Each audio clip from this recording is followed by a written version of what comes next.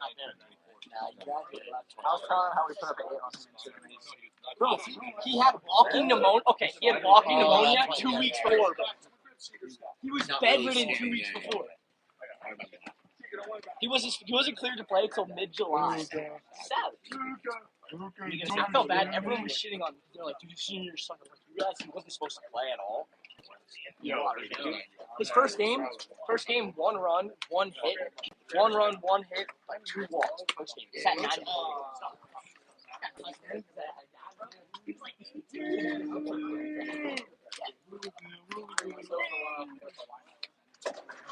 Nice bets. It's like PlayStation.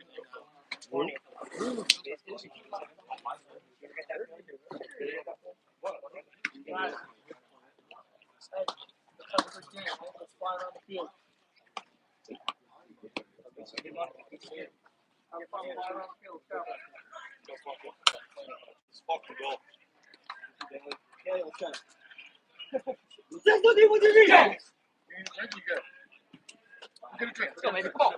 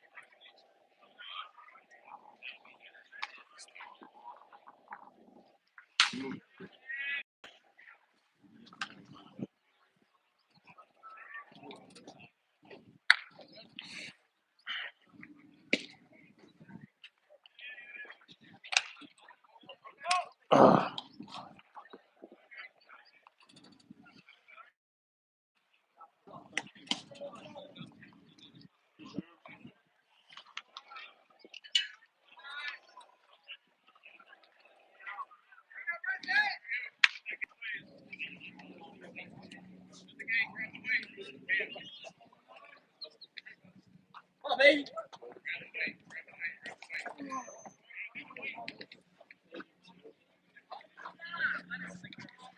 Watch hand. Broadway. Which way?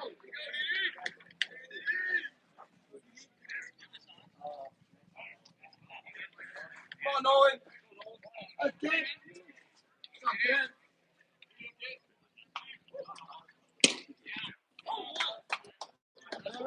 Nolan.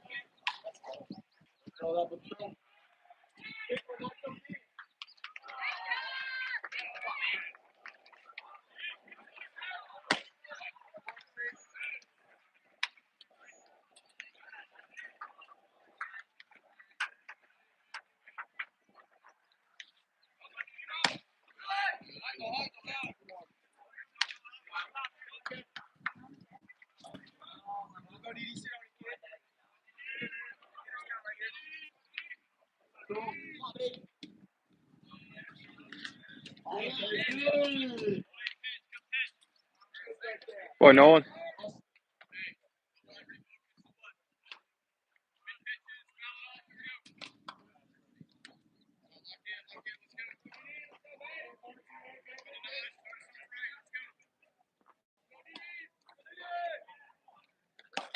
Good idea.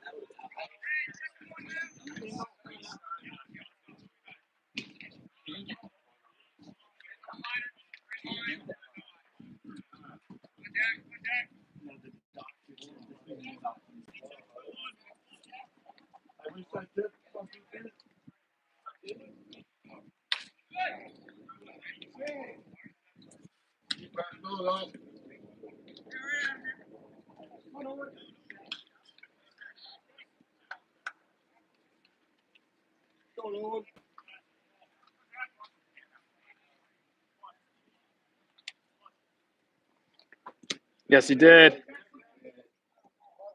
No way.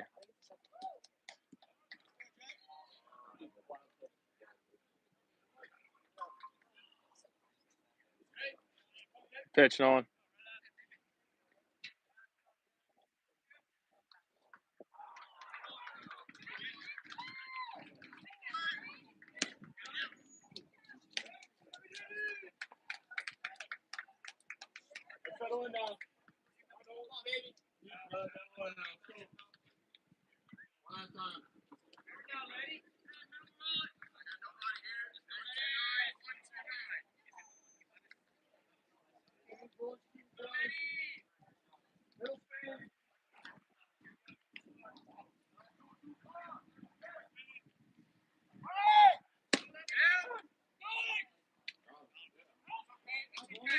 Good shoot, Luca.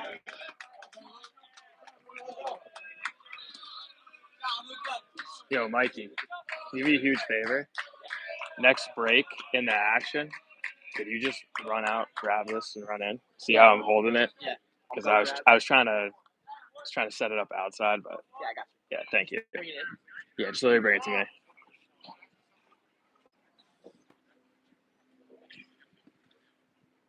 Yo, Mikey, you mind grabbing it real quick?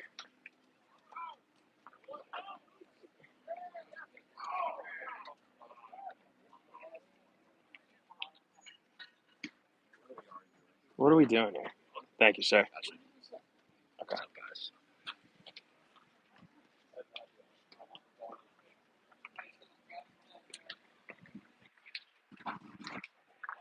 Thank you.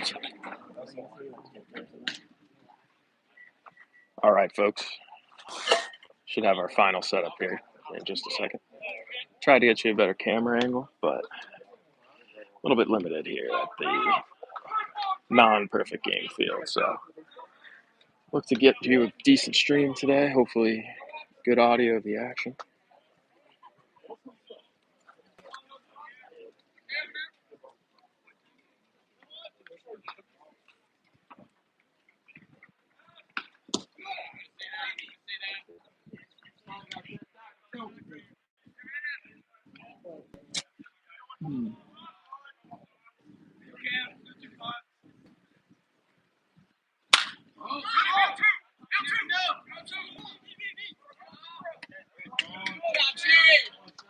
And that's 2 away from Nolan.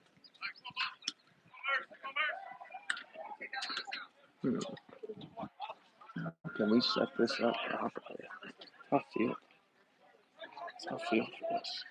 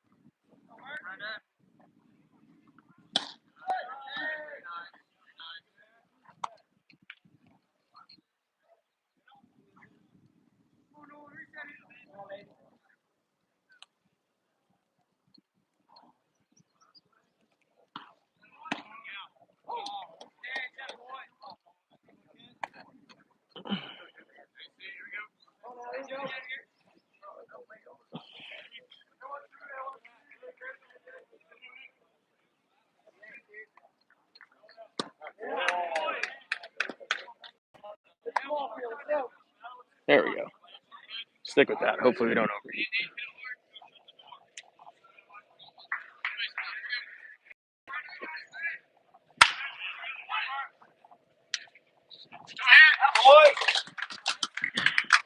Hey. Yeah, we can throw it.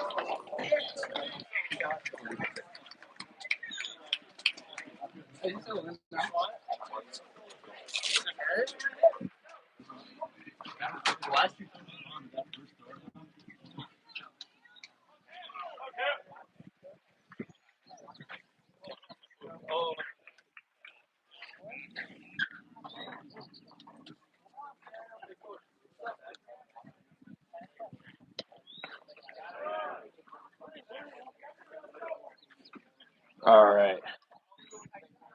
Testing the audio here. Testing the audio here. All right. Testing the audio here. Testing the audio here.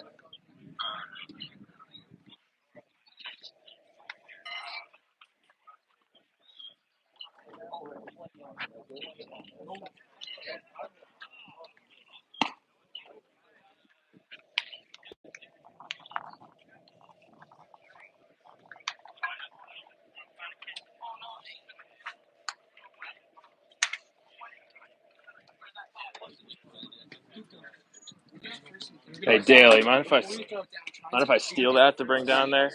Thank you, bro.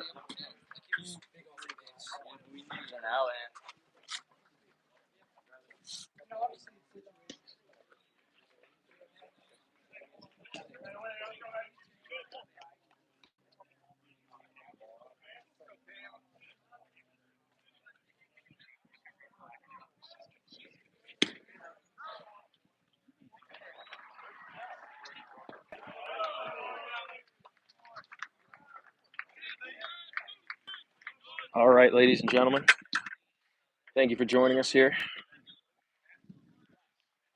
This late morning start here in Southern Tennessee against, I don't know if it's the Rangers or the Sox scout team or whatever. There's so many scout programs. And I'm like, how many scout teams? It's just like mini affiliated ball or something. I don't know. Anyways, Nolan Gillis gets the start today for the Lumberjacks. He had an electrifying debut in New Jersey, down in Diamond Nation. Comes out today, perhaps just a bit overeager, bit over anxious. With starts with a few consecutive walks, but the dominant stuff shows. He's able to limit the damage on an excellent throw down to second by Seager, where they traded a run for an out on the steal attempt, and the Jacks will enter the bottom of the first here, down 1-0. And Jacob Schmutz, who has just been absolutely on fire, smokes a ball to dead center, playing in a small ballpark, hits the top of the extended fence and straightaway center. And his excellent start to the season at the plate continues.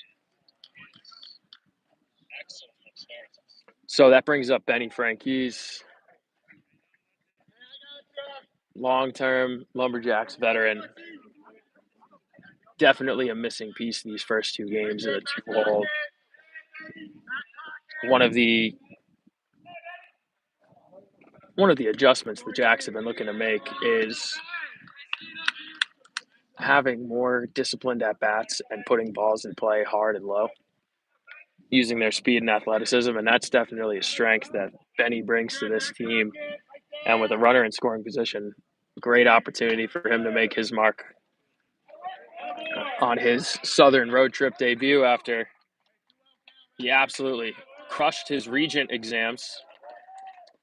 The student athlete that he is, future general, folks. So Benny Franquise, the Army commit, in a 2-0 count, takes a swing at the fastball and hits a ground ball to the right side. That'll do a job. Retired for the first of the inning. but a runner at third with less than 2 outs, 1 away for Nicholas Mirable. Looks to find his footing in the box. And the fastball low and in the dirt for ball 1.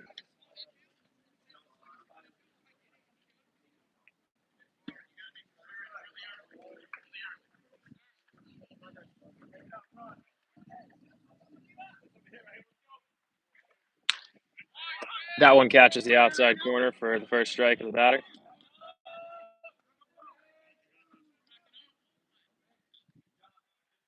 So the 1-1 count to Mirable.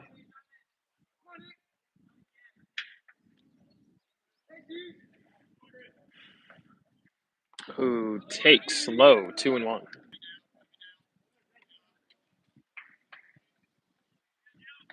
So 2-1 to Mirable. Jack's down 1 with the runner at third and 1 away. As Mirable, the infield back, corners even, will look to put a ball in play. 3-1 count. Should you have an opportunity to do that here on this pitch?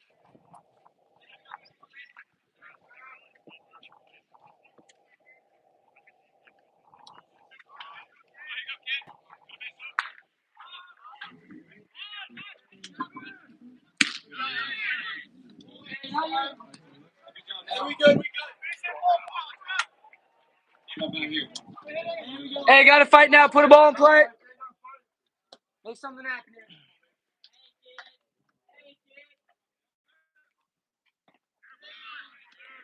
And Mirable strikes out without a swing there.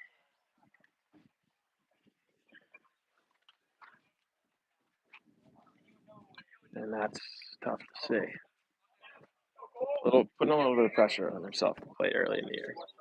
So Cole Hubert, new to the cleanup spot.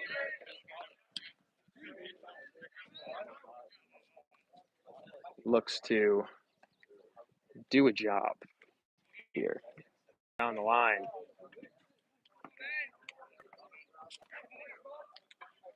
Ties the game for the Lumberjacks. And that right there, folks, is really what you need to do in that situation. You get a guy on third with less than 2 outs. Got to put a ball and play hard because that's what happens at this level. Difficult to field, difficult to catch, throw all at the same time. And Cole putting pressure on the defense, allowing that run to push across. So 1-1 game, and it's a fresh one with the dominant Nolan Gillis on the mound today. The exciting matchup.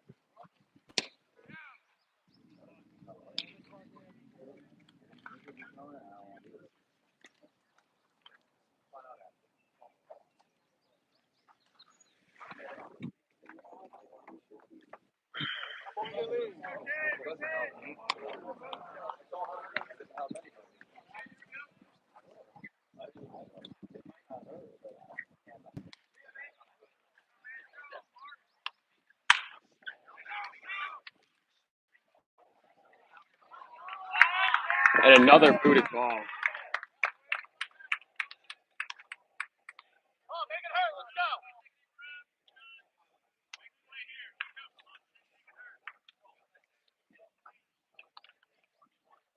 And the Jacks keep things rolling here with 2 outs, putting pressure on the defense, forcing them to make plays and simply unable to.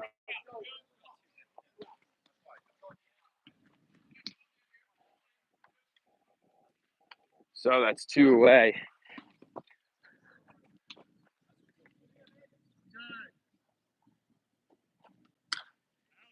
Brings up Evan Schickler to the plate, who has put great swings on the ball this summer, really where his adjustments need to come are at the approach at the plate. Looks to jump on a good fastball there, first pitch, and gets just a bit under it for the first strike.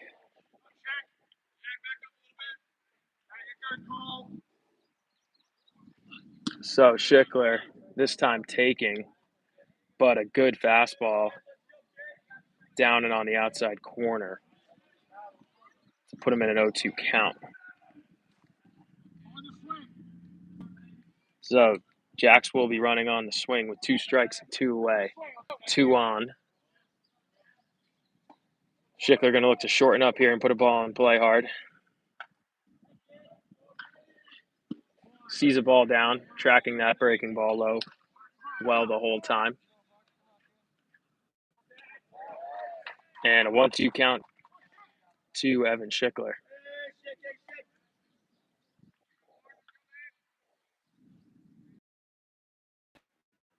We already overheated. Serious. Already serious.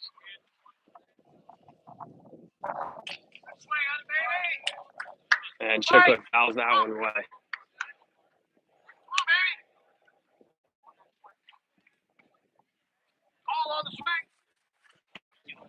So Schickler remains 0.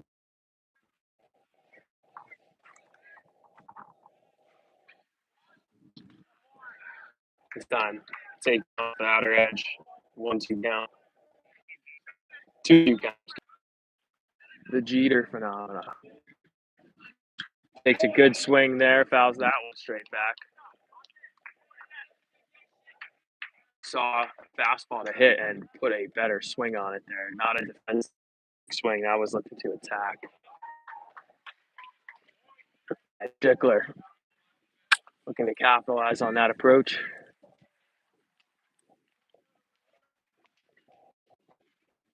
Takes up and so great adjustment. And he comes in today, gets behind quickly 0-2. To really no there's on a good swing and a good pitch. 0-2 and has battled this count back to full. This time sees the breaking ball, takes the swing, and cut into the glove for the 3rd strike. But a much better approach by Schickler there. Simply beat on a good 3-2 breaking ball. Tipper catch with 2 outs, able to push a run across behind a few booted balls. And definitely look next time through the order for the middle of the lineup to have a little bit more confidence in themselves, especially with runners on, that they're not going to get beat earlier in the counts. Pitchers show command, but not on arm. It happens. Short fence, turf fields, slightly immature defenses. Key's going to be just to, give this kid 4 or 5 runs. Give this kid 4 or 5 runs and go home with a key W. Or rather, enter game 2 with a key W. So, Nolan Gillis set to take the mound for his 2nd inning of work.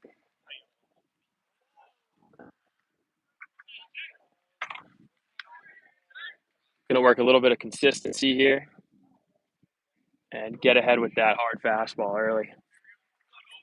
Put him in position to work those put-away pitches.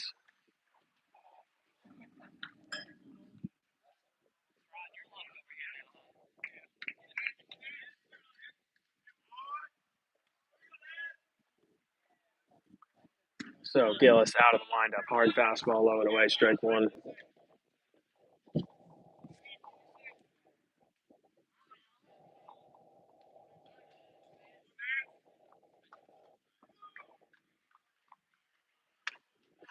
Hard breaking ball there. Unbelievable slider there from Gillis. Gets the swing and a miss. Now in commanding position. Just goes right at him. And those swings never had a chance. So we're back to an even ball game. Nolan Gillis with a chance to reestablish himself on the mound. Take the opportunity to have this 2nd inning as a clean first, mentally. And when this kid gets ahead in the count, it's a different ball game. Oh, but that one hit hard up the middle, right back at the Bulldog right-hander who gets hit maybe in the forearm, but He's such a psychopath that just pumps him up. He's probably going to be throwing harder. And that's the kind of thing where sometimes you see coaches call time and check on their guy. Meanwhile, he's out there dapping up his shortstop, sprinting around the mound like a gazelle, and drops a hammer. He was a savage. Wearing 23 because he must just really like that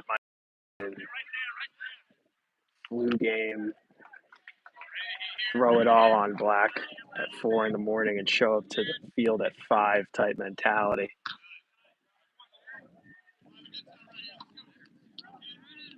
And got a little chance to catch up with Nolan prior to the game, and he's definitely newer to the travel ball scene. And this is really one of his first summers facing this level of competition, as that ball hit hard to right center and skips a little bit quickly past Aries, who just doesn't quite take the most efficient route, tries to cut it straight off. Probably could have held that to a single, but skips away from him just a little bit faster than he's anticipating. So that'll be a 2-out double for the Sox or the Rangers or whoever the scouting is. We got a Texas Rangers tee and a Sox, White Sox socks, and a Red Sox logo. So I have no clue who they're claiming to be associated with.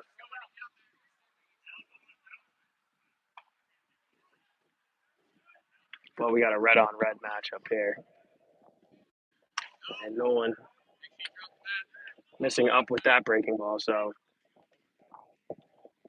something to watch out for with these pitchers who throw off adrenaline.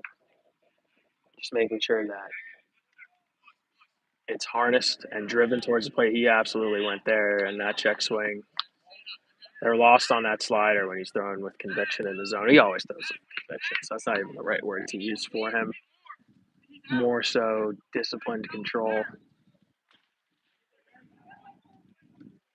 But relative for his age, the 26 reclass has really shown great ability. Oh, and that pitch is a good pitch to throw him out on. Oh. And high fastball. For some reason, with 2 outs, the Sox with the risky swipe of third, not really understanding the decision there. And Seager makes a 1-hop throw. The ball beats him to third, but it looked like it skipped up a little bit high on Schickler, who may have been late to the tag. Call goes the Sox way. And that's a tough sequence there as that breaking ball hangs up. Nolan knows it. And the hanging breaking ball just flicked into right. So good piece of hitting, just throwing the hands down towards that ball. Not trying to do too much.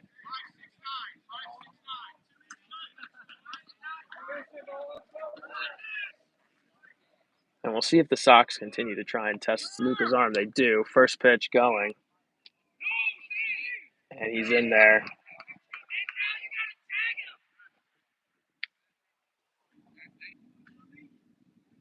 So, man at second with no one away. Or 2 away, excuse me. For Nolan, who throws a breaking ball. This one also missing low. So, key to success for Nolan is really getting ahead. And, you know, that sounds like basic advice, but when you have the put away stuff he has,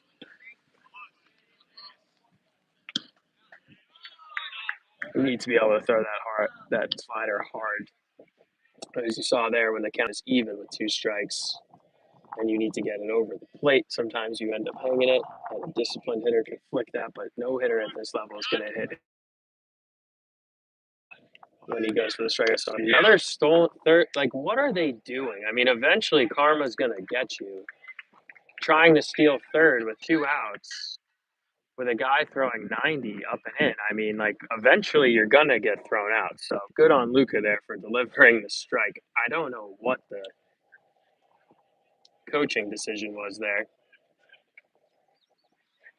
but we'll take it. Free out there for the Jacks.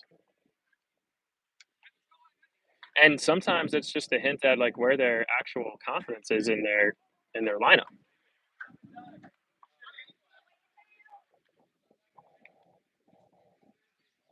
So the Jacks will return to the plate, down 2-1 early in the game.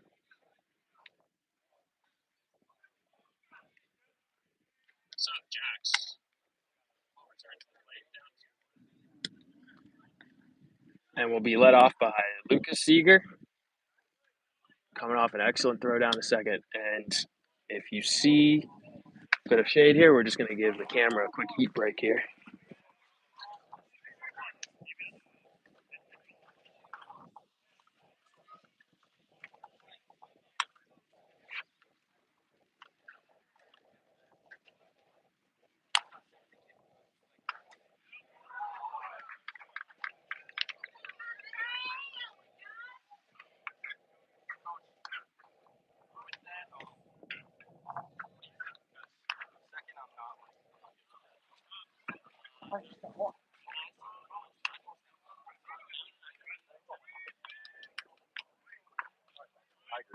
I left that curveball way up.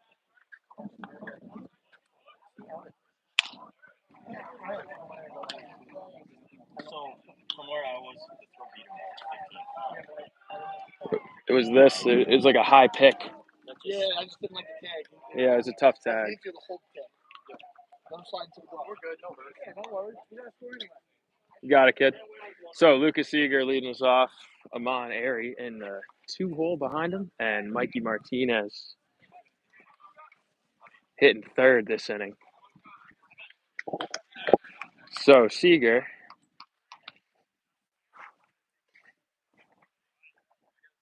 who we had mic'd up before the game, and he's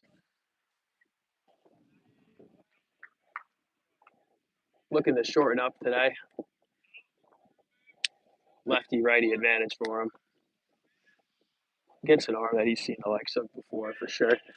Seeger, we will be missing, actually, next weekend, as he will be traveling to play with the German national team.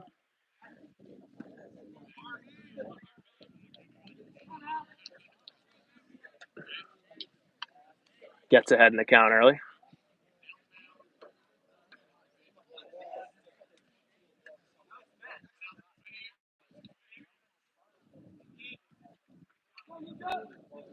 So Seeger finding himself in an early offensive position and takes the breaking ball low and in.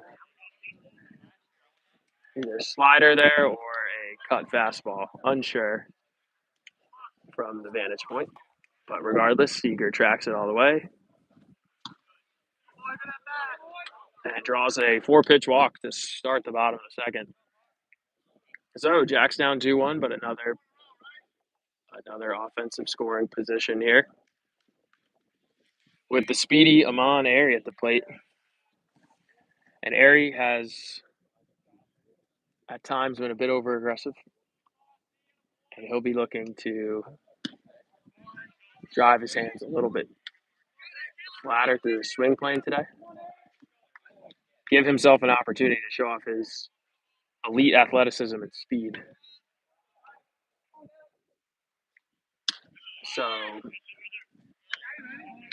Seeger, the lead runner, and also the catcher. Not the fastest in the Jacks lineup, but an aware base runner, and Airy, difficult to double up. Middle infield, pinched. Shortstop playing at a unique position with a huge hole, between short and third. So Airy has an opportunity here. Hit a ball hard on the ground. Really big gaps in the infield.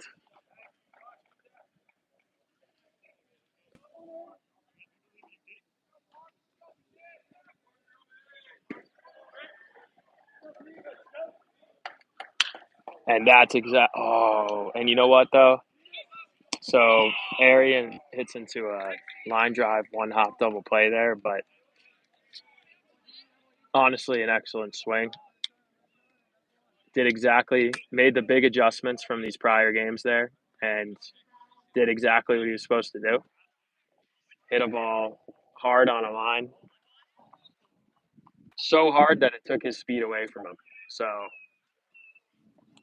sometimes the cards just don't fall in your favor.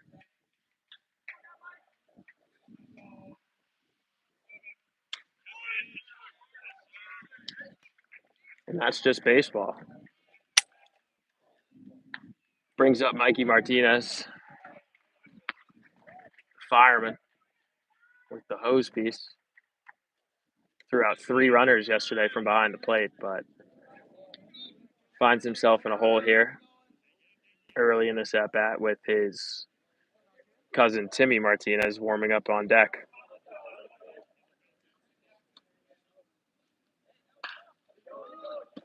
And Mikey takes low. Little extra zip on the fastball there from the Sox scout starter. Throws a breaking ball. This one, a high chopper to third. Mikey always hustling, but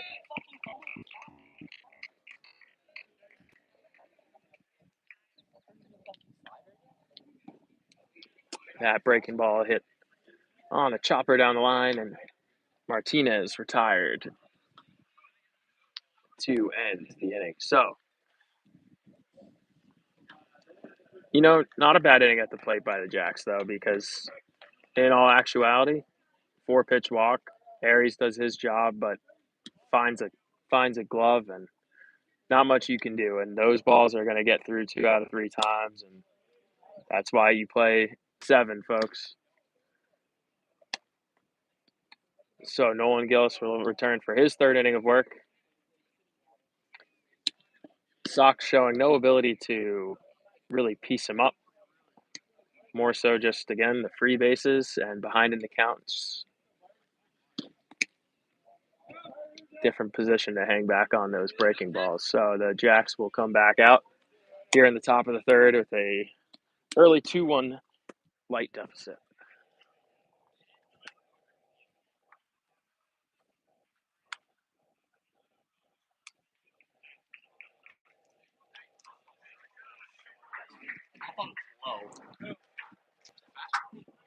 It's not bad.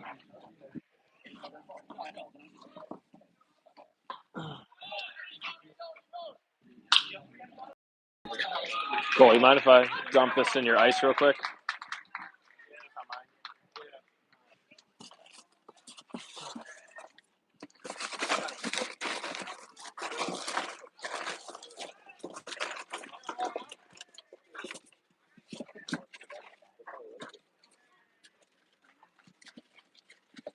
Thank you. Thanks, man. So leadoff base hit up the middle by the Sox.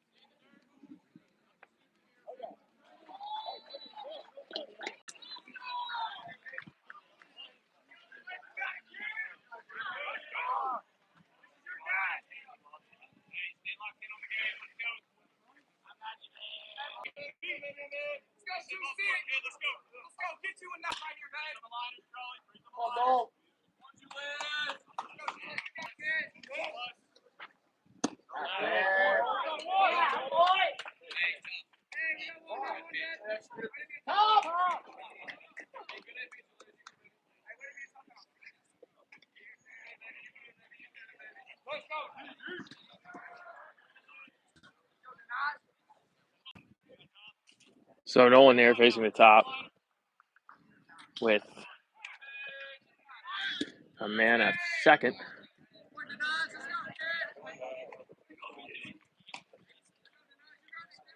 Still looking to establish his rhythm ahead in the count.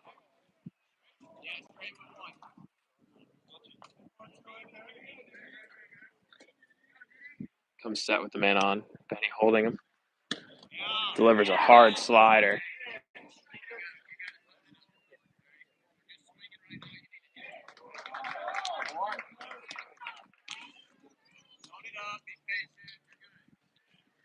Gets the swing and a miss.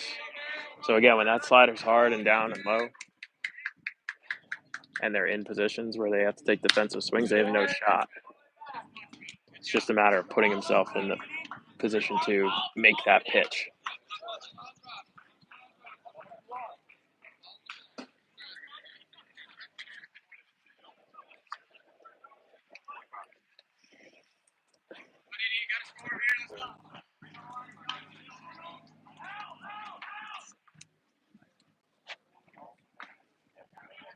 So Nolan comes set, delivers. Fastball, this one jumped out on, but way out in front. Count will remain the same. Nolan with 2 strikes. Little chippy from the opposing dugout here.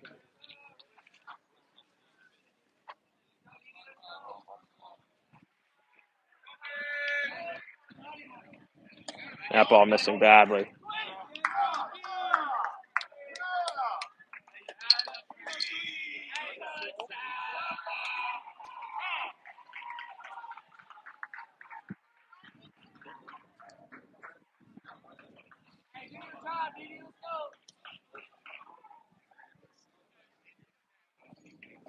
So Nolan's still there with 2 strikes, man on third. Strikeout would be massive for him.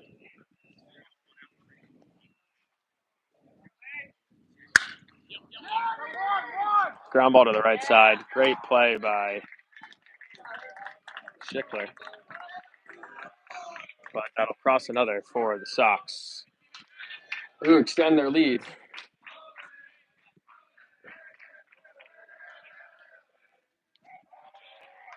A little softball type chance coming over from the Sox dugout. A little surprising, not.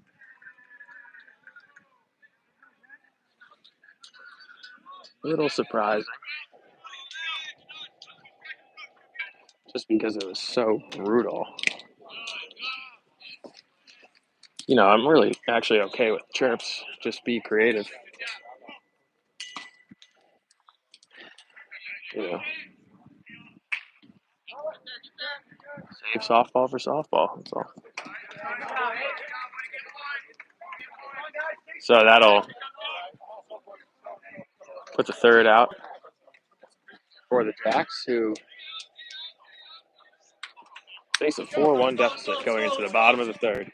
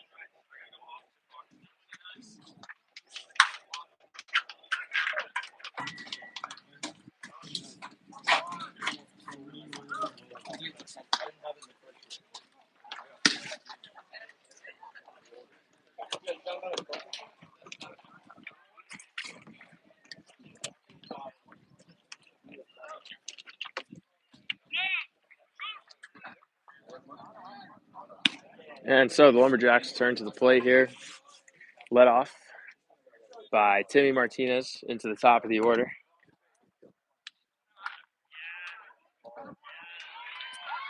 The red-hot Jacob Schmutz looking for an RBI opportunity, and it's a guy who, realistically,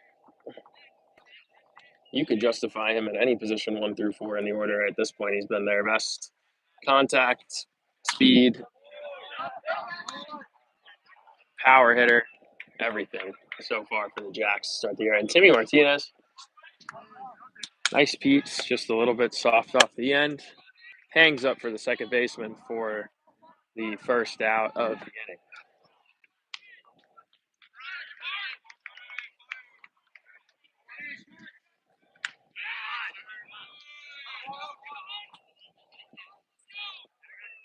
So Schmutz there.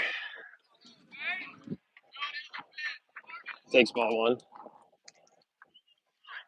And this one drives a low inside breaking ball the other way. Just a really impressive piece to be able to throw his hands at that. Will hook just foul. So 1-1 count to Schmutz early in this at bat with 1 away. Jack's looking to find a bit of an offensive rhythm to supplement the strong arm of Nolan Gillis, who has flashed some excellence and some dominance early in the game, but safe. Oh, no way. And Schmutz hustling down the line on the chopper to short. And he was safe, but call goes the other way. Very close play, but he was safe. Brings up Benny Franquise with 2 away.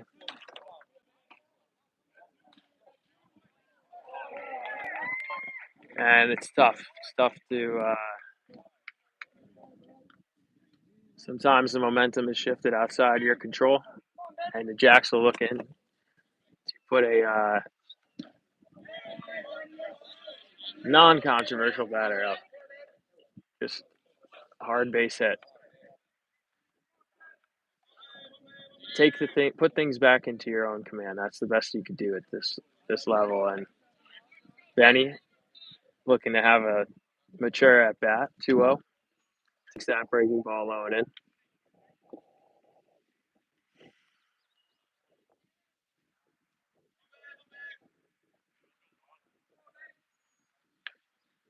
Yankees, good take, loopy breaking ball, but 2-0, 2 outs, no one on. It's the right move.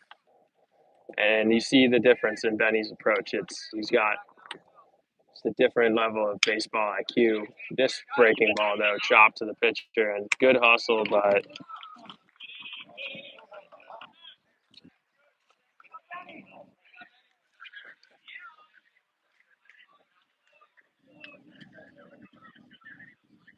and just some chatter coming from the Jacks that I've been hearing. You know, they're seeing consecutive breaking ball. And I understand the frustration. You want a fastball to hit. But it's a few innings in a row. I've heard the same thing. And on my old head stuff, you got to prove you can hit it. You know, if you could just spam X, in the words of Lucas Seeger, throw strikes, and there's no evidence that you'll be able to do much with it. As a fisherman, there's a saying, you don't leave fish to find fish.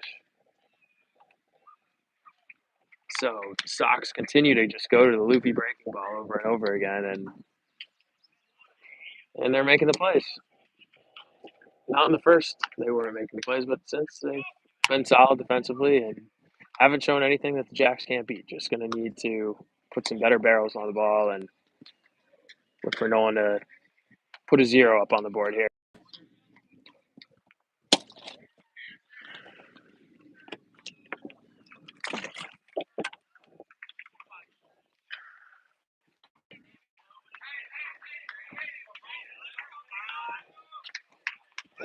Nolan. Starts top of the third here. Hey, is it a 3 or 4-1? 3-1. Top four. So 3-1 game here, top of the fourth. Overall pace of the game has been moving.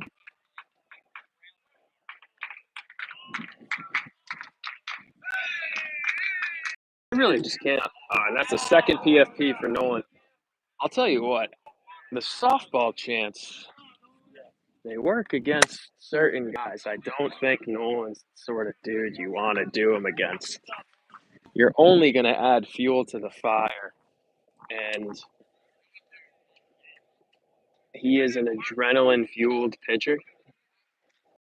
Occasionally, that can get in someone's head, but if you piss off a pit bull,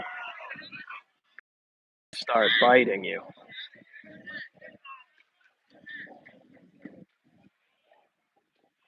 So a good fastball there and a good hack by the Sox, but it's bounced straight back 0-1, and that's what you want to do with your Nolan. Like, let them take good swings at your fastball early in the count, because if they can hit it, good for them. But more than likely, you're going to get the take or the foul ball, go up 0-1, and now you have that hard slider to mix in and work with. So 1-1 count here as that breaking ball misses up and in.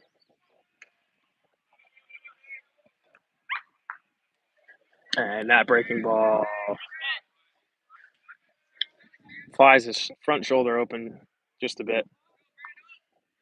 That one misses up and in as well, so 2-1.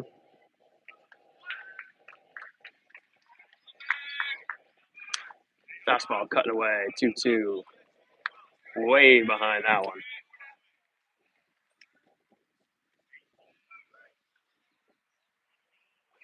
2-2 count. Nolan Gillis from the windup delivers, overthrows a bit. So 3-2 count. And I understand this as a competitive pitcher, throws off adrenaline here. You have one pitch to make the adjustment here. So this delivers a solid slider at the hands. That one fouled back. Tough pitch. Tough pitch to do anything with, and Sox do their job behind a softball chance. Full count. Nolan looking to quiet the dugout here, and unfortunately bounces that one way in front for ball 4.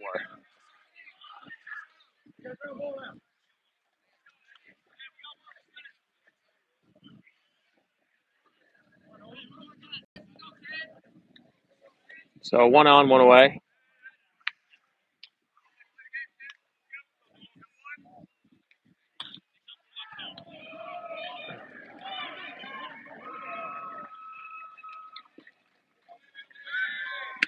Shows the move. Seager showing that he has the arm to throw out a runner. And Nolan relatively quick to the plate, and obviously above average velocity. That one, interesting. So, got to make a play here, boys. And they do get the free out. Sort of a dirt ball read move or a delayed steal. And again, Sox running into a few outs on the base pass. So, second free out of the day for the Jacks. Good awareness by Luca, who goes for the back pick and finds the runner caught in between first and second. Didn't commit to the steal, and as a result, the easy pickle. Yes, he did. So the check swing again, called for the strike. And Nolan Gillis will even the count with 2 away.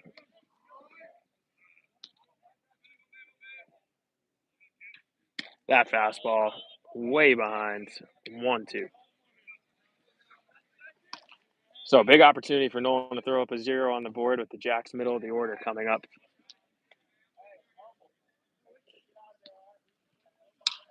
And this ball over the shoulder. Glove flapping like a bird just a bit, trying to keep that ball in there, and he does. Third out.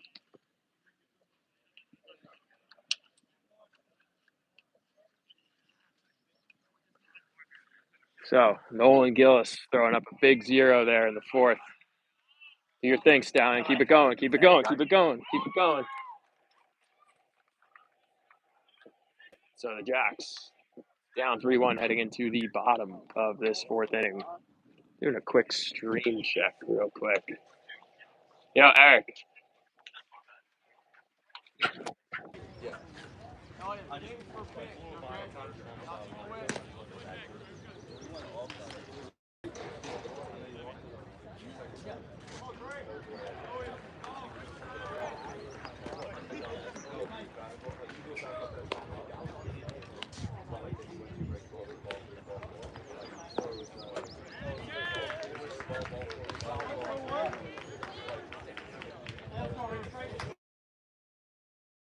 Jacks will start off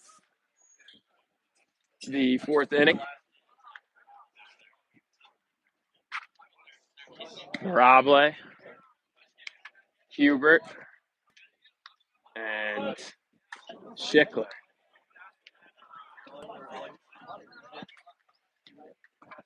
And Mirable, who went down looking in the first, will look to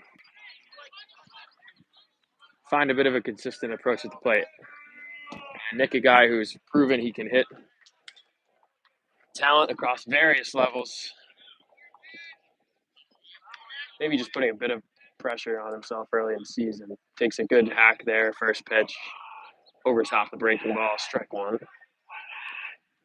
And swings at that breaking ball in the dirt, 0-2. So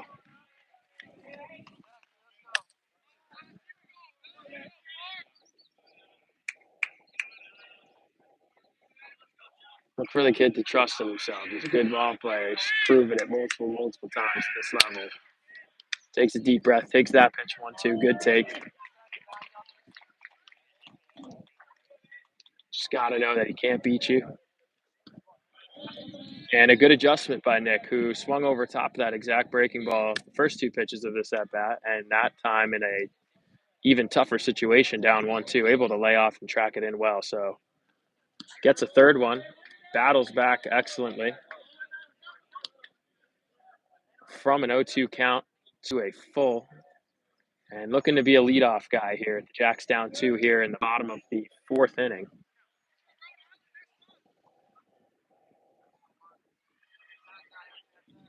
Nolan finding his rhythm on the mound, so we said it early, said it in the second inning. Get this kid 4 or 5 runs.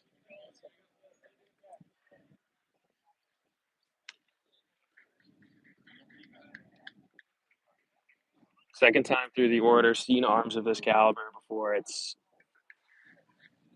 will be a big inning for the Lumberjacks here, offensively, with their middle of the order up second time through.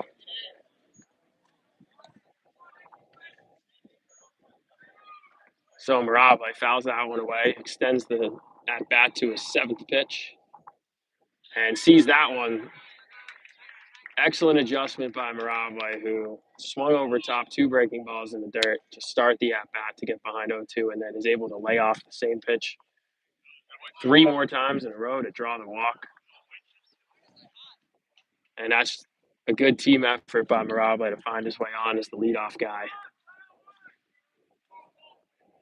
with Cole Hubert at the plate. So ball off the outside corner, strike one. Tough pitch to do much with.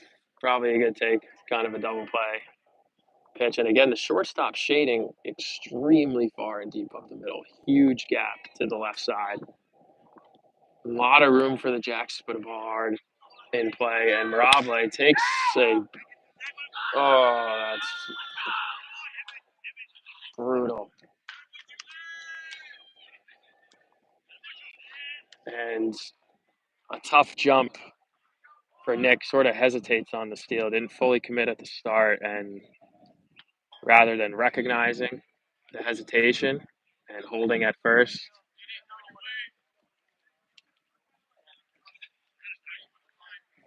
thrown out at second. And just pressing a little bit, trying to do a little too much on the base paths. You got the middle of the order up, you're down 2, you got your leadoff guy on. It's an opportunity to force the defense to respond to the pressure instead of free out giving back. And Hubert now looking to restart the engines with 2 strikes.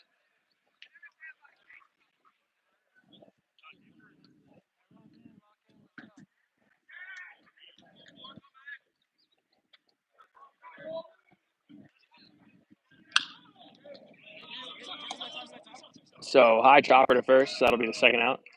And the positive takeaway from some of these tougher innings for the Jacks here, these last few games, is that the mistakes are more baseball awareness and IQ mistakes than physical or ability, lack of ability. It's really all that IQ, and that could be fixed and adjusted just with some increased awareness and some increased discipline. We're early in the season, early in the game still, relatively. Still have 3 innings to play.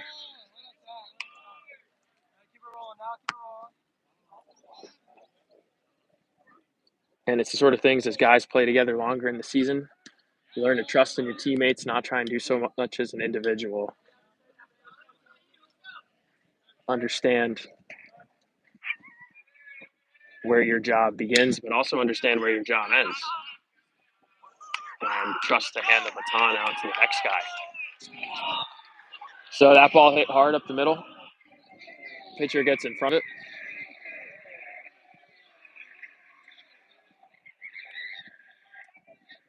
I'm really unsure with what's going on here. I mean, they're acting like they won the World Series. Are we looking at the World Series tracks?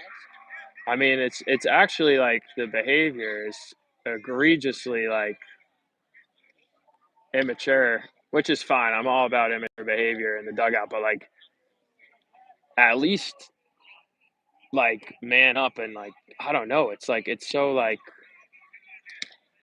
it's like they Googled top 5 softball chants and we're like, oh my gosh, wouldn't this be cute if we all like braided our hair and skipped in unison and walked out to maybe some 22 by Taylor Swift? Like that's the energy I'm getting. So I'm actually really frustrated that we're down 3-1 because it's an embarrassment. They're not even the best team in the pool, like not even close. And I just don't know how to look yourself in the mirror as a young man and, you know, be uncommitted wearing 3 different professional logos on your jersey. No one even knows who you're trying to be and like singing 22 in the dugout. Like I don't get it. I don't get it. But it's our job to shut him up. You can't hate until you elevate. Oh, and that one going up and in at the head, that's going to cause a little controversy. Certainly unintentional. Certainly unintentional, but frustrating. Frustrating nonetheless. Leadoff man one time for the Sox.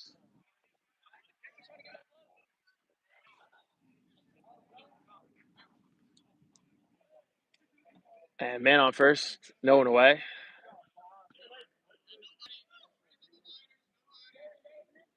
And there's one thing I know about Nolan Gillis is he's pissed.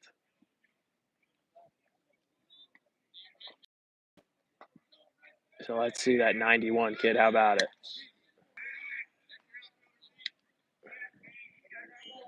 How about it, lefty? Lefty up against the hard throwing right-hander.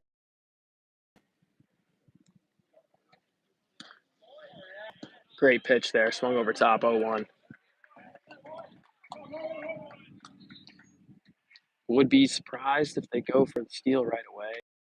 Lead off first and lanky guy might think he's faster than he is, but that will take the decision away as that ball goes to the backstop. 1-1 man in scoring position. So that's just a bit of a maturity adjustment we'll look for Nolan to make throughout the season. Again, this is really one of his first years playing at this level, and something that you see here is guys who come in with dominant stuff. They're used to, especially at that high school level, guys not being able to even touch their fastball, let alone a breaking ball. When you're throwing 89 with an 82 mile an hour slider, I get it. The issue is those sorts of free bases, right? Like a ball to the backstop, guy from first to second with no. At those levels, it doesn't matter as much because you're going to strike the next kid out. At this level, what you see there, a double to a short wall. What would have been second and third now results in a run. If he's even getting as good of a swing, simply because they're now jumping, they're aggressive, they got a runner in scoring position, nobody out instead of man on first, feeling pressure of that breaking ball, worried about hitting a ground ball. It's a totally different swing. It's a totally different approach for the batter.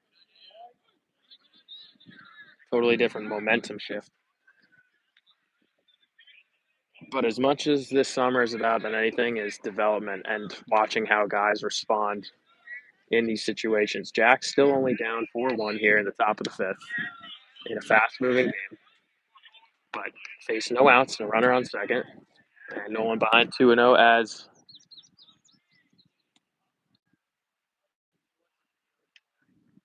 Daly begins getting loose in the Jack's pen. That ball bunted foul off the body of 17, giving Nolan a quick strike.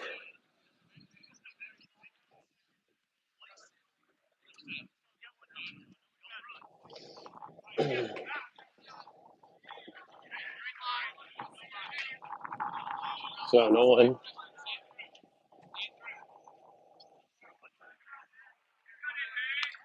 comes set, delivers, throws that one hard up and in.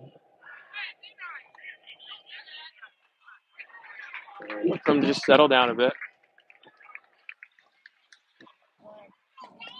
And again, with that high pumping adrenaline fastball, just needs to zone in and execute it.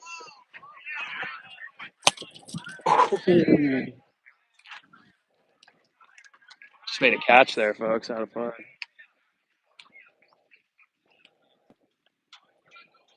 Throw me a glove, boys.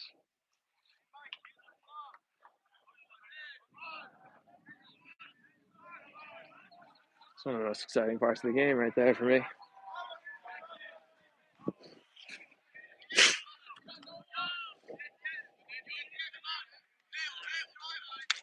And Nolan throwing the hardest he's thrown this game, but sometimes that makes sense. Little extra adrenaline. Bullshit chance. Excuse my language, folks. While family watching at home, and that fly ball to center has Aries in charging on the run. Will hold the runner at second, so no one gets his out. Benny with a quick word, captain of the infield, and for all intents and purposes, no C's on the jersey, but if there were to be one, that would belong to Frankie's.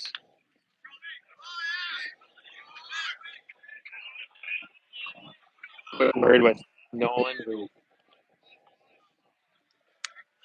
funks another one hard up and in.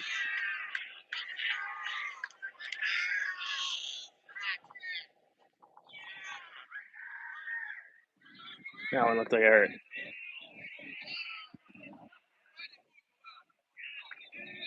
So, pitching coach Mike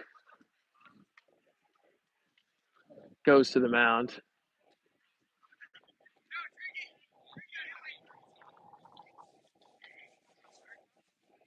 Giving Nolan a quick break.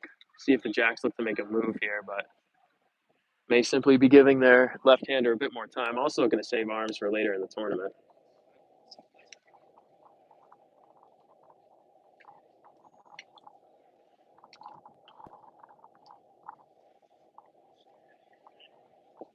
So we're looking to ride them out as long as they can. But you're also still in this game, so have to make the decision as to what your best option is. So first and second one away. And Nolan does have that hard breaking ball that's tough to get under. Can get his ground ball. Looks to throw it there, gets ahead 0-1. So quick breather for Nolan, settles in, gets ahead with the first pitch strike.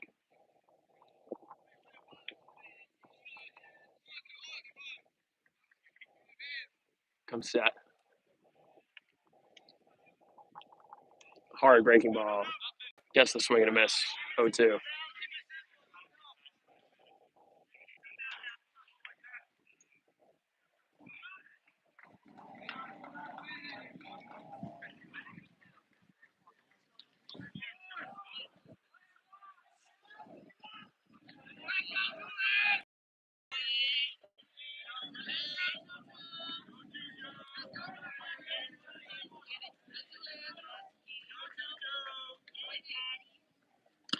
Swing and a miss. Strike 3 for Nolan.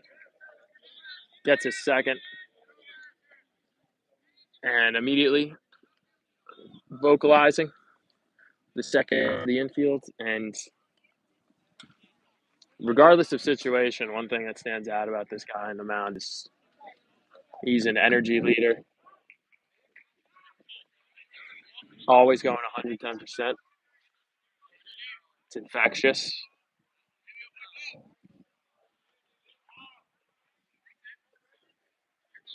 And a big strikeout here would send a little bit of momentum into the Jacks dugout here going into the bottom of the fifth, where the time to score becomes more and more imperative.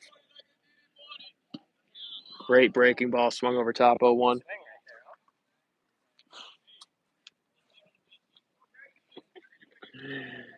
These kids, man.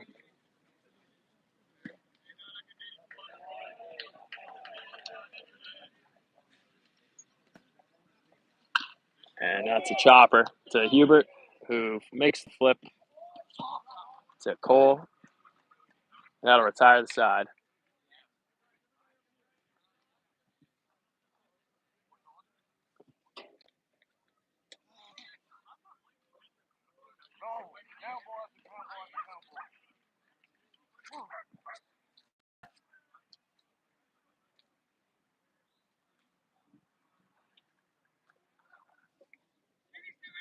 So the Jacks host a quick huddle here. Just looking to figure something out consistently at the plate.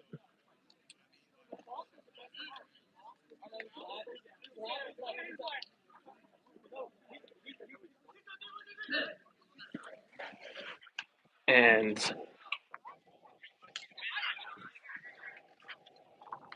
they'll have the bottom half of the order coming up to face the right-hander in the fifth, facing a 4-run deficit.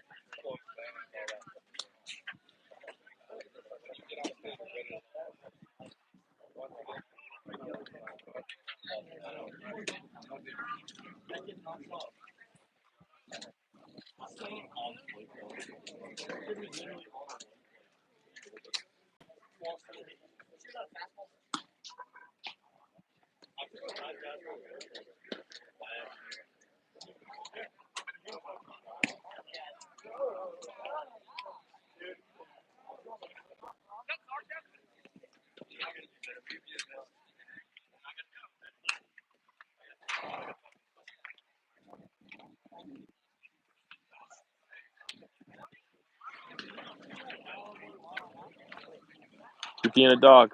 Dude, I'm being a pussy. No, you're being I'm a real fucking pussy today. Hey, you know what? I'm being a little bitch. I ain't gonna fucking tell you you're wrong. These kids are fucking soft. I hate that girl too. I'm just leaving too much over the plate. And I'm not hitting my spots.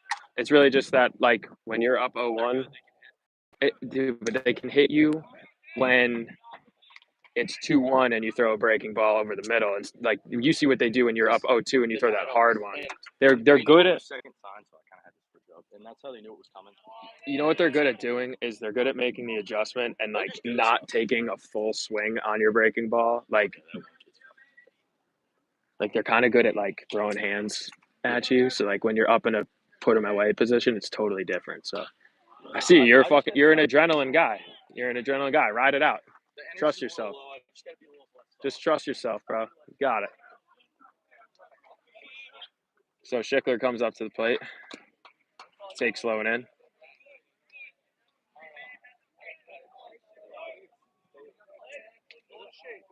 And that was Nolan Gillis, who was pacing around like a maniac, knowing that he's got to be better. And that's the sort of energy you want out of a leader on the field, though.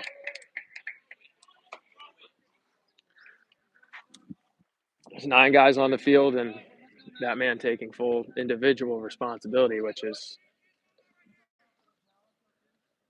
mathematically and literally an incorrect truth and approach. But that's the mentality and the energy you want out of your starter. So that brings to the plate Lucas Seeger after the leadoff walk to Schickler. Jacks looking to strike back. Decent spot, down 1-0. Missing, though, 2-0. And I'm anxiously awaiting the Jacks to punish the shortstop positioning of the Sox, just shading literally up the middle. And Seager fouls that one back hard, 2-1. Just a bit behind that fastball.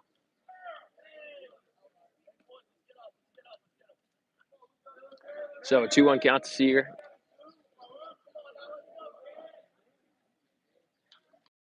Takes out 3-1.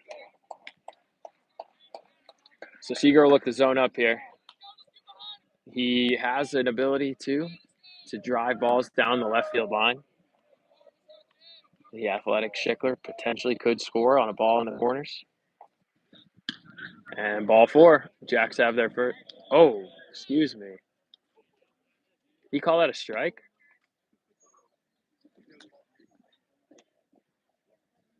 So that's a full count now.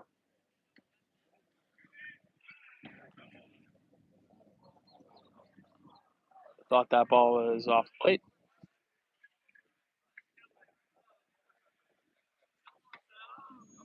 Full count. Seager.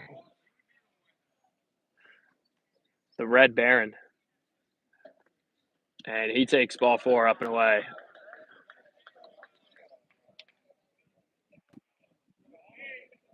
So good at bat by Seager, extending it to 6 pitches. And Amon Airy steps to the plate. First and second, no one away. Had a great piece his last at bat, making an excellent adjustment from earlier in the week, driving a 1-hop line drive the other way. And he'll look to put something in play hard again this at bat. Takes first pitch fastball, strike 1.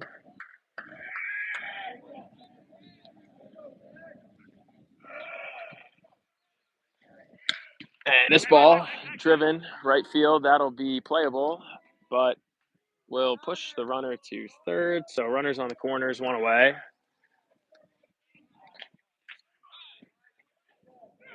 And Mike Martinez up with an opportunity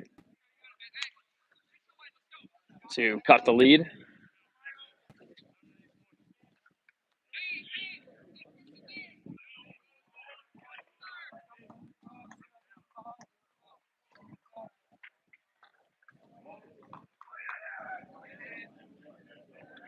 So Martinez steps in, runners at the corners, 1 away. and takes a big cut at that fastball. Timing was there. Swing plane was not. 0-1.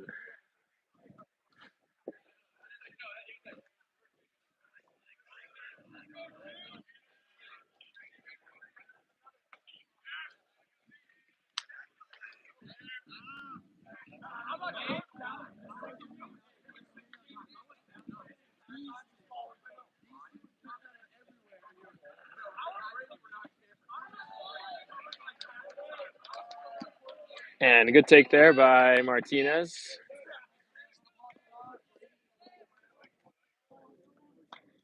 Down and in to even a count at 1.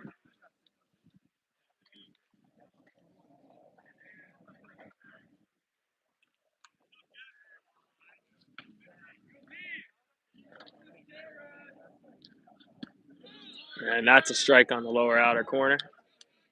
1-2.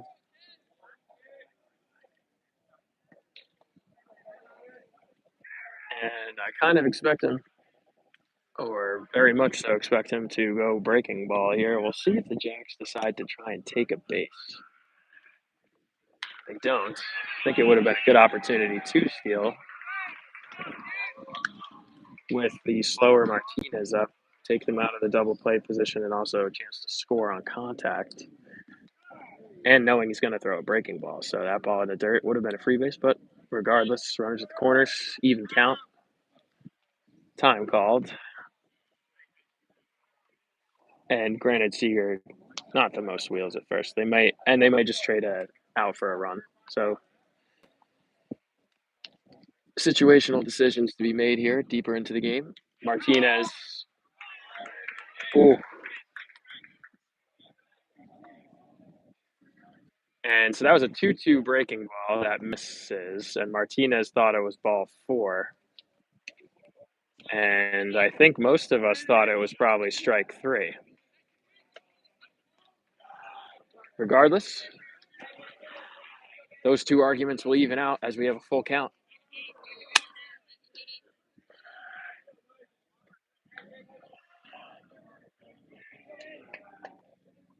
That one, he's not going to get that call twice. Starts running out the box before the call is made. That's just never going to work.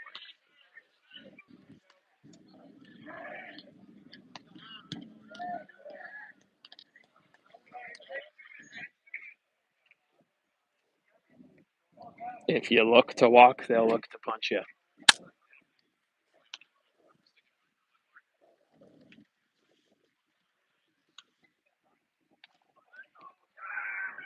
So Mount meeting here, 2-away, runners at the corners. And the Jacks need one this inning.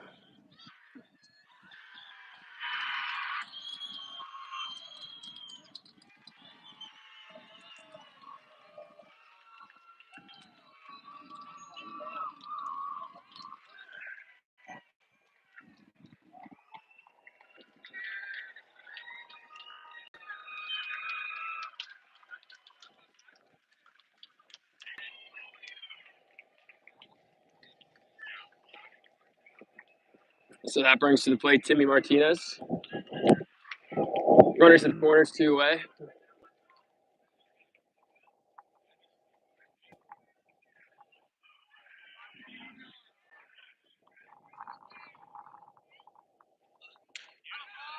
And a little extra oomph from the Sox starter. Down 1-0.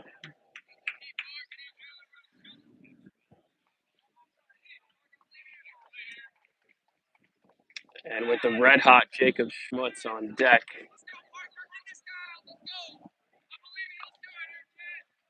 this is a big spot for Timmy to keep the train rolling.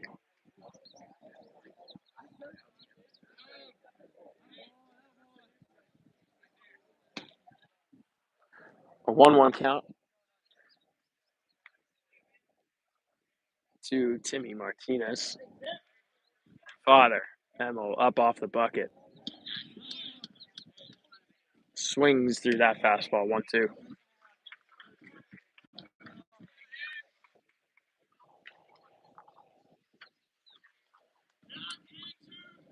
So Timmy defensive position, looking to shorten up.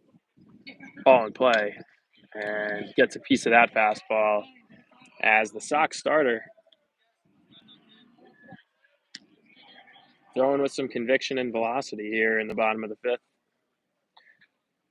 And to credit to him, a well-thrown game. Just has done his job.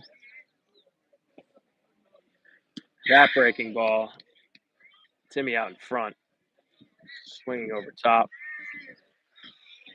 Tires the side, leaving two stranded for the Jacks, who will take the field in the top of the sixth. We'll see what they elect to do on the mound. Should they go to a daily, or will they ride out Nolan for the sixth?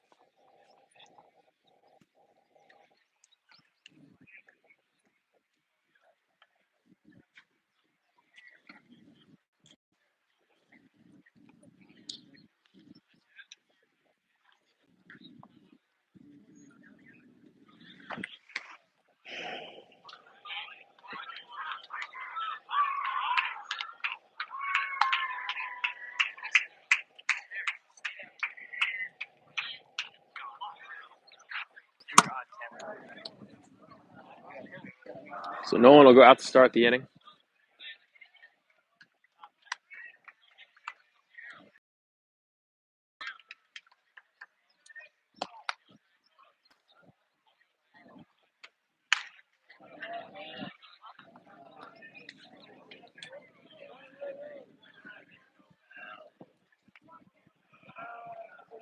As the Jacks look to conserve a few arms going into the second half of today's doubleheader,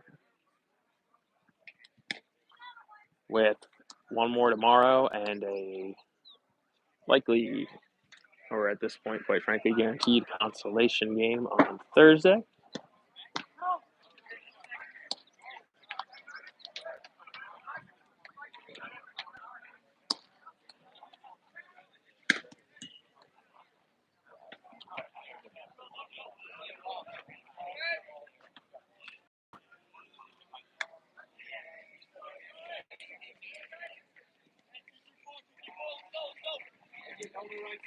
So Nolan back on the mound for the Lumberjacks here.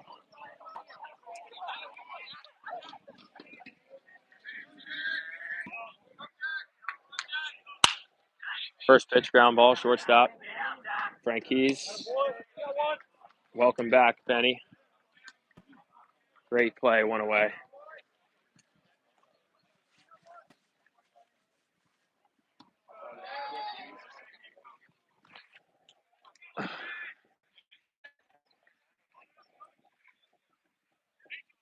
So Nolan, quick first, gets a swing and a miss on that hard breaking ball to go up 0-1.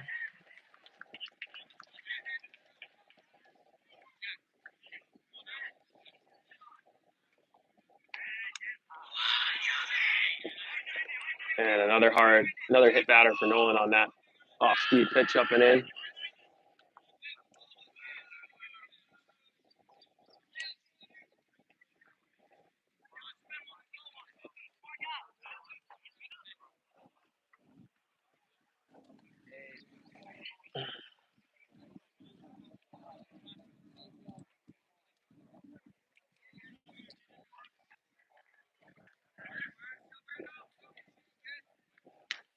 Fastball missing up.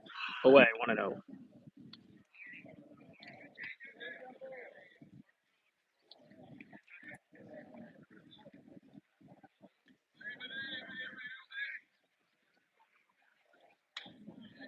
Coming inside, 1-1. Good adjustment by Nolan there.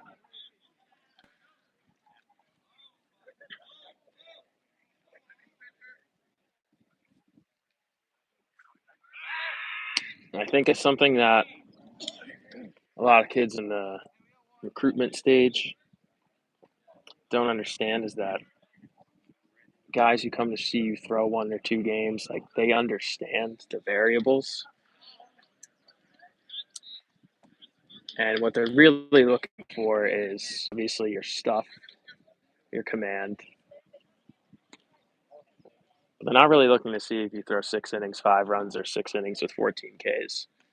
if anything, an outing like this and seeing how Nolan has maintained his composure, has actually increased his energy, taken responsibility for some of the weaker at-bats, and has continued to establish himself as a mound presence and a leader on the field. Like, these are things that coaches look for. Like, they understand you're going to maybe leave an 0-2 breaking ball over the plate at 17. It happens.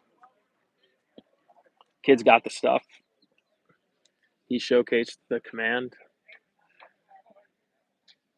but he's got the presence and the poise. So overall, still really exciting to have an arm like Nolan Gillis on the mound today, and there's a reason he's out there in the sixth, despite the score, because you're still in a position to potentially win, and you ride your best option, and Nolan Gillis is the best option.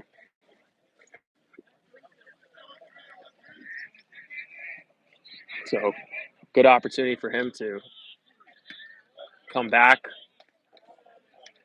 here in the sixth and showcase some more of his stuff, and that hard slider retires the second looking. They have no shot at that pitch when he's ahead in the count. So quick pickoff attempt with 2 away.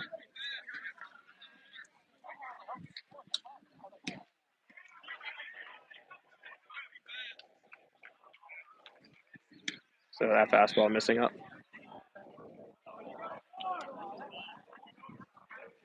And what you'd like to see him do as he continues to mature on the mound is those fastballs where the adrenaline just gets a little bit of the best of him and he goes to overthrow it. It's fine. It's not a bad thing. There's a mental advantage to attacking hitters that way. The only issue is when they're that high and not out of the zone, the pitch becomes uncompetitive, whereas it's hard to lay off at the letters. And even if it's down the middle, it's hard to hit period at 90. So that breaking ball, a good adjustment to even the count at 1. So just honing in on those moments where the heart's pounding just a little bit more.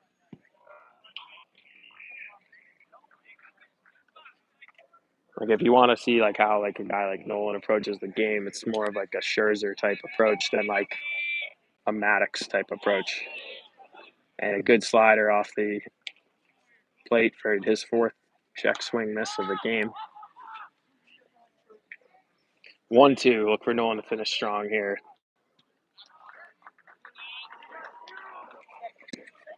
And makes one of his better pitches of the game. 2-2 count. As the batsman just able to lay off the hard slider. 2-2-2, runner on first. He'll steal and not handled cleanly. The high fastball, so the count now full with a runner in scoring position and 2 away. So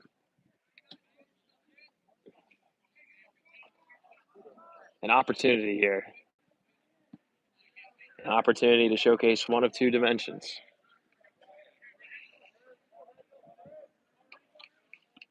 Pitch a little afraid, and it's a walker, a base hit, and another run scored. Or pitch with complete conviction and trusting your stuff will result in a strikeout. And I think watching a guy like Nolan, so much of it comes down to the mentality. And we'll see where he's able to tap into. And without a doubt, he taps into the Bulldog side. So a very promising final pitch from Nolan, who's able to throw his best pitch in a 3-2 situation. And that's kind of like a summary and a metaphor for his outing there. Tough battles, not always executing to his best, but ultimately going right at guys, always trusting in the mindset and the stuff. And as you can see, when executed efficiently, they have no chance of hitting. So just look for him to learn to trust that a little bit more as he continues to develop and face the level of competition. So overall, a solid start by Nolan. Some free bases. Come back to haunt. The Jacks find themselves in a 4-run deficit here, bottom of the 6th. And we'll probably see a new arm in the 7th, if I had to guess, if we have a 7th.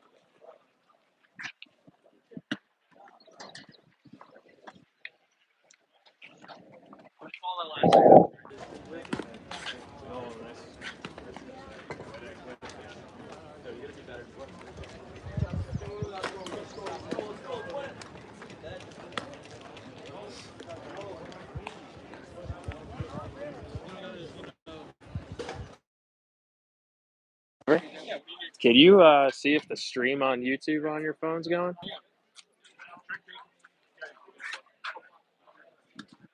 I'm just curious if the audio is working. Sometimes with the heat, things get a little dicey. Could you hear me talking like I'm announcing in a second? It's probably a little. There we go. Thank you, sir. Are people commenting something? Yeah, a little bit of chat. Go Wetzel. Hey, let's go. Yeah. There you go. Oh, it's good? Okay. I wasn't sure if you were on the phone or listening. I was trying to. Yeah. All right, cool. Yeah. All right, cool.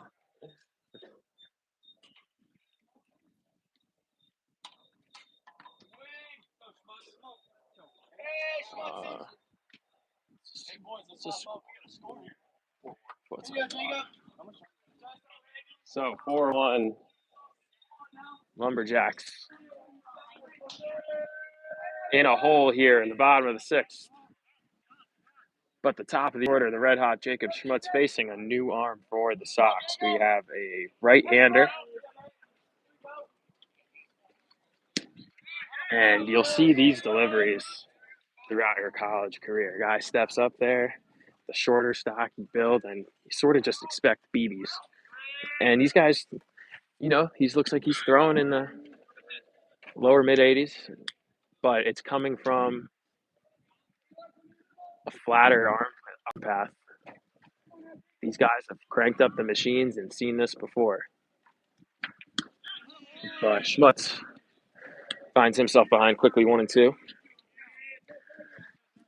Swinging through a fastball there. And shortstop again shading. Big shade on the lefty.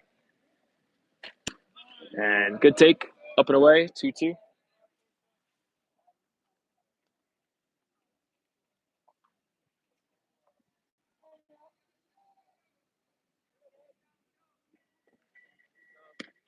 Breaking ball, changeup, excuse me.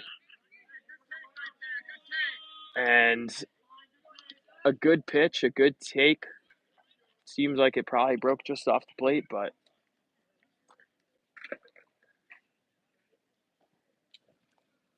that's probably a momentum call. And despite it not being a strike, a situation where got to be defensive. So first out retired for the Jacks, bringing up Benny Franquise, who fouls that one away. 0-1.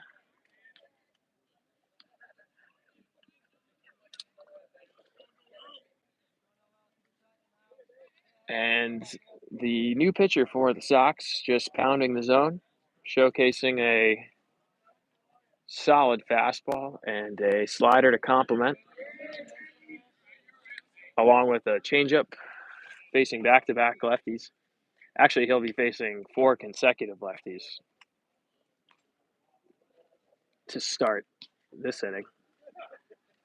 Franquise takes that ball low and in.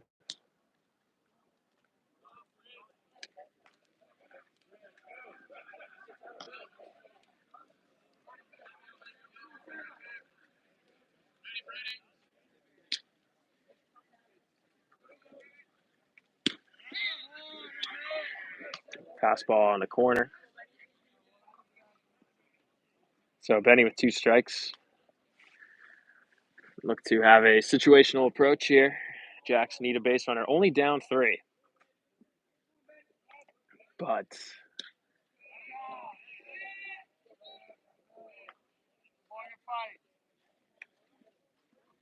each out so imperative at this stage in the game.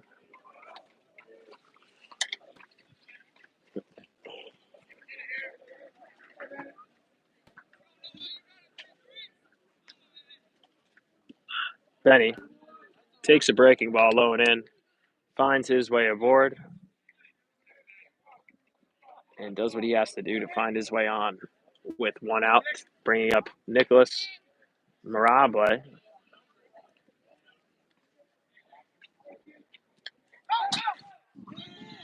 And that ball thrown out of play on the pickoff attempt. Advancing Frankie's into scoring position. So again, the Jacks only down 3.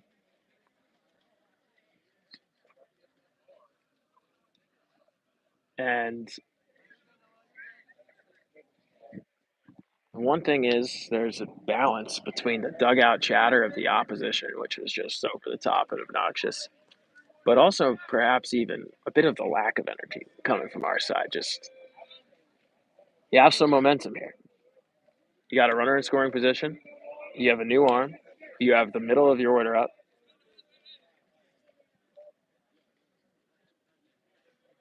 You got to want the win. You have to want the win. And Mirable takes a decent cut there down the line, but that one goes out of play. And as obnoxious as the chirping was by the opposition, it at least showcases some sort of unification and desire for victory.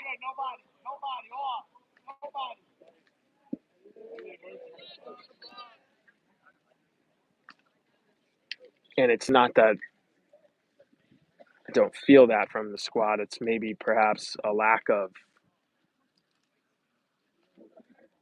earnest and what would be the correct word here? Eagerness. There's a word I'm looking for, folks, but just an understanding of the time of the game slipping away. You have to be eager to take the lead now, especially in these tournament situations where there is a clock involved.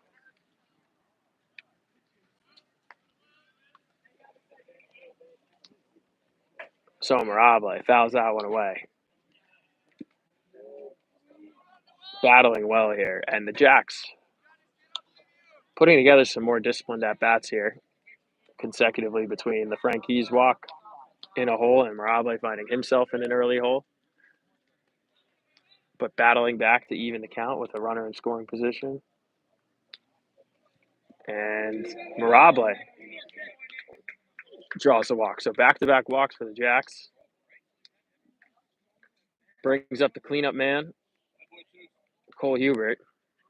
And no traditional cleanup type bat in the Jacks lineup today. So what it appears Dan and Ryan looked to do with today's lineup was to put Cole Hubert, who's a guy who understands situational hitting, into a position in the lineup where there are RBI opportunities, because the discipline of the at-bats has been a key struggle the last few days. So putting in someone who understands the importance of said discipline, takes a more mature approach at the plate.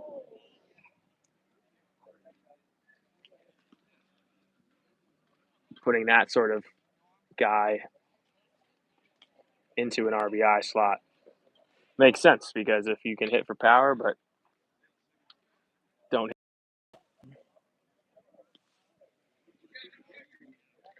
that's not as valuable. So Cole, in a 1-1 count, smokes a ball foul, almost takes off someone's head in the other dugout. And they'll be closing the gate after that. Cole hits a chopper. Second, Olay, folks.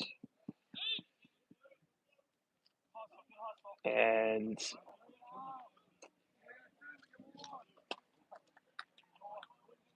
second baseman charging in on that with a fortunate pick. Kind of pulled his head off that, and that one could have easily skipped into right center and been an error turned extra bases and runs. But instead, he'll get the fielder's choice at second to put runners at the corners with 2 away. Jack's still down 3 with Evan Schickler at the plate and 2 away. So tying run at the plate. We are playing in a bandbox. The ball can get out today.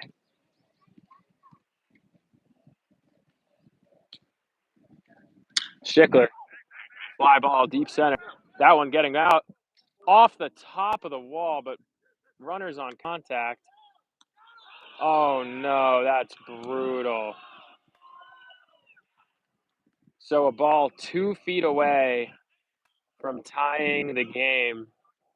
Like I said, a bandbox.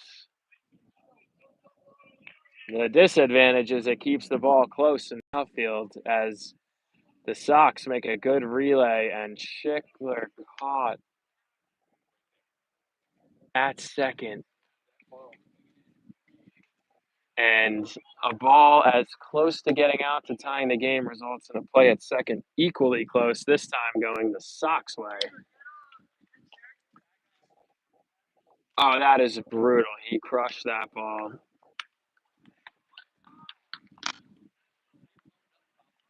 Second time the Jacks have hit the extended center field wall. Looks like they put a third section just above that particular section, probably because, in all fairness, that ball should not have had a chance of getting out. But here it did, and it almost did. We're in a 4-2 game, though. We will get a 7th, and we will get a daily.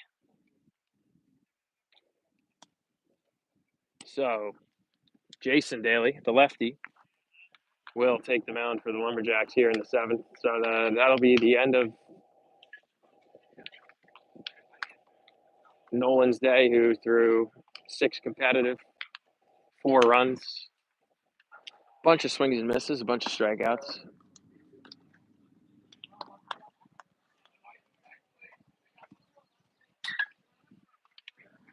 Oof. And once again, though, some tough breaks offensively for the Lumberjacks. We just continue to look to catch a quick break.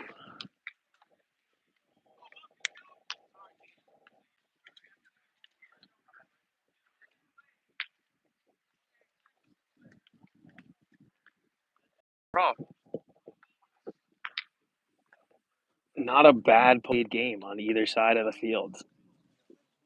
Little bit of a lack of offensive execution. Like we said, we were going to need 5 today.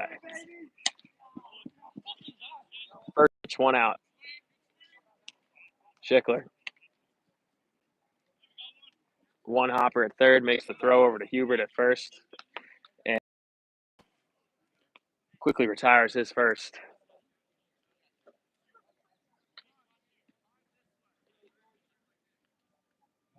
So the Daly boys, when not solving mysteries together, both valuable arms for the Jacks, versatile starters, later in tournaments, can throw a lot of consecutive innings. You see a righty, you see a lefty, you don't know who's who. Can also throw in big late inning situations. And this is a big one for Daly and the Jacks. Like, yes, you were down in the last inning by 2, but it's a game you're still looking to win, still looking to be competitive in. You're the home team. 2 on the board versus 0 on the board here is a big difference. Massive difference. It's a 1 swing versus 4 swing difference to come back and tie or win this game. So, a big opportunity for Jason, who gets his first quickly. Fall behinds 2-1 to the fellow lefty. This one will find middle for the strike on the fastball.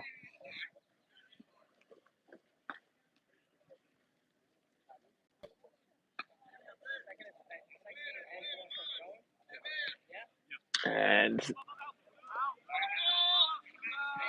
that cutter fouled out of play.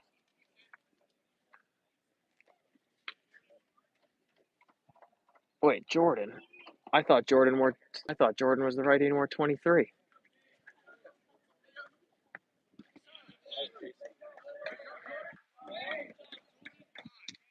Because I thought Jordan wore Jordan's number.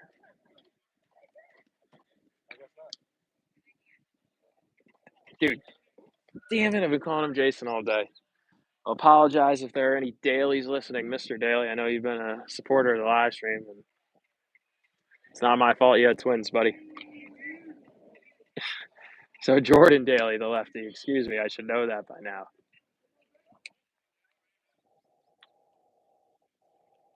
What happened on that hitter? I got so distracted. Oh, and he gets a strikeout because he's a gamer, like Michael himself. Breaking ball. Jordan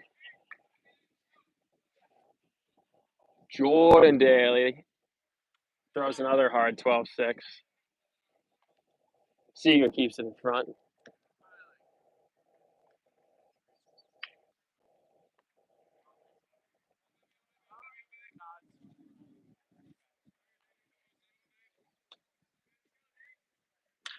That's a hard grounder. And Schickler, who's just been the Lumberjacks gold glover, without a doubt, this year. Excellent play, staying down on that hard ground ball at third. So, bottom 7, 4-2 ball game. Lumberjacks calling the meeting.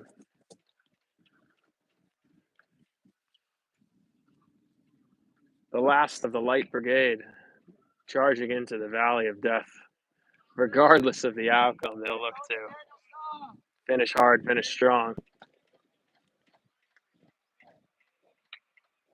But I think this would be a key win for the boys. It would be an awesome opportunity to come together as a team.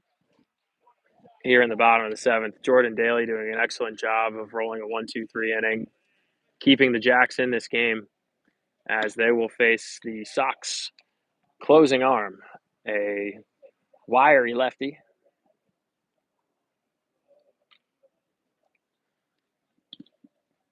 With a high leg kick,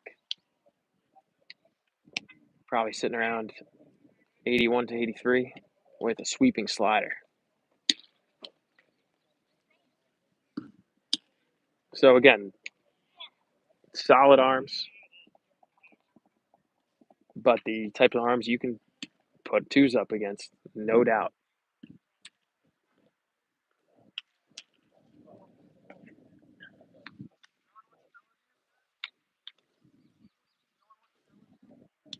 And clearly, I'm a little bit meaner and more biased towards the opposition. But it's not really an unfair assessment. This is a solid lefty arm. Interesting deliveries, throwing strikes, and low 80s with a good sweeper. And that's all true. And also, you're going to, these guys looking to play at the collegiate level.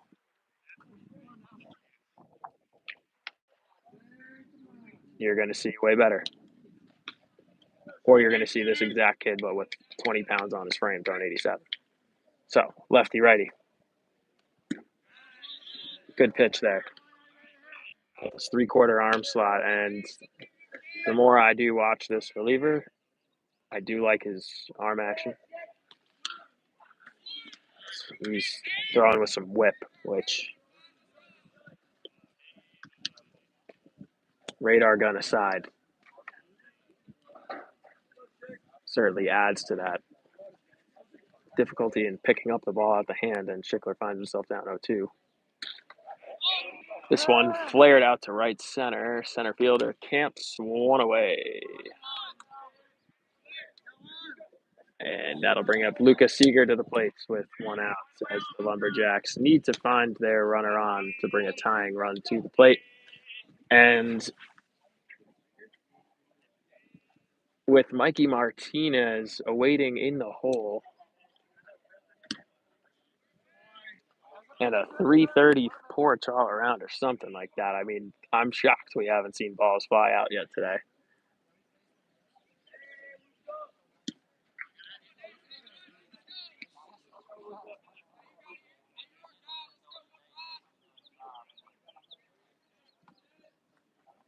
Seager ahead early in the at-bat. This one finding the corner low and away for the strike, 2-1.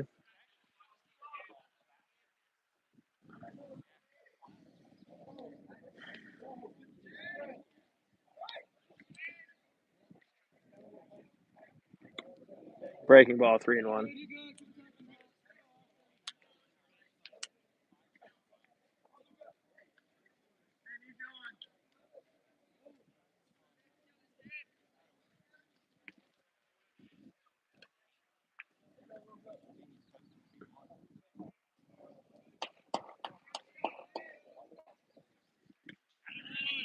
Over top of that fastball, probably just off the plate, full count. Seager needs a base hit, ball 4 to get something going for the Jacks here. Down by 2 in the bottom of the 7th. Seager calls time and shows off the sideshow bob cut.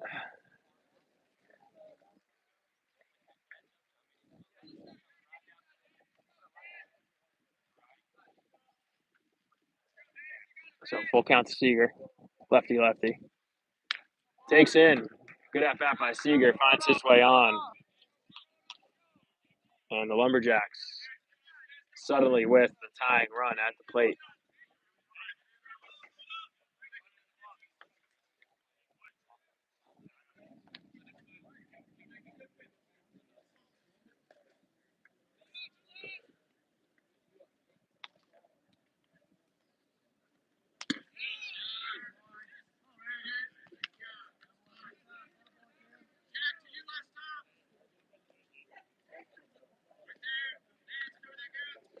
So Airy steps up, man on first, 1 away, lefty. Expect Seager to hopefully be relatively conservative at first. His run does not matter. At least not to the opposition. Matters plenty to the Jacks, though. Ooh, and a big cut by Airy. Trying to do just a little too much there. Swings through that fastball. But he made contact at that. I mean, I've never seen his hips turn so quickly. That ball might have got out. That would have been sick. I shouldn't be rooting for that. I should be rooting for, what I've been preaching all game, hard ground balls, low line drive contact, and a breaking ball. That'll catch him looking. So the Lumberjacks down to their final out. Pinch hitting for Mikey Martinez. We have Harris Rosner.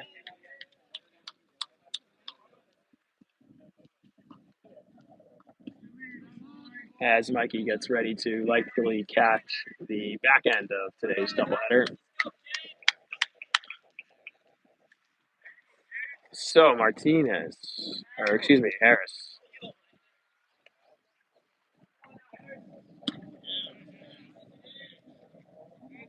Gets a strike on the outside corner there. Evens the count at 1.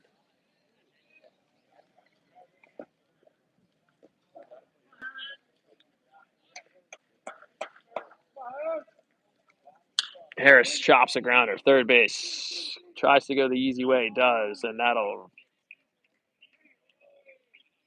shut the door on the Lumberjacks' opportunity to come back here and close this game. So Lumberjacks 2, Sox 4, final score here in Southern Tennessee.